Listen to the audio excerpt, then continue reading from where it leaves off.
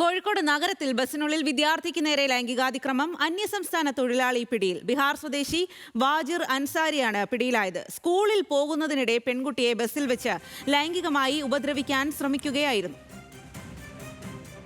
വിവരങ്ങളുമായി രമ്യ ദാസാണ് ചേരുന്നത്. രമ്യ, എന്താണ് സംഭവം?